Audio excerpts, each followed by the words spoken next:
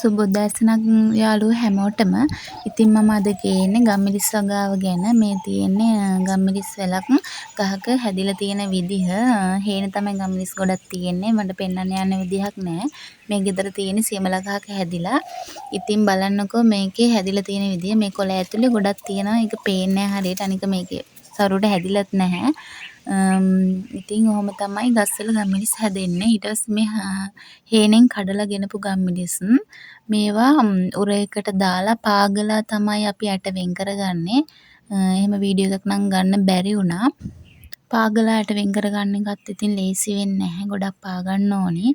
ඊට පස්සේ ඇට වෙන් කරගන්න ඕනි. ඊට පස්සේ අපි අවුවට දාලා තමයි ඇට වේලා ගන්නෙ. මෙහෙම දවස් දෙකක් තුනක් වගේ සාමාන්‍යයෙන් අවුවට දාන්න ඕනි. මොකද අමු ඇටේ හොඳට වේලෙනකන් කළු පාට වෙනකන් අපි වේලා ගන්න බෑ කොළ පාට තියෙන ගම්මිරිස් ඇට.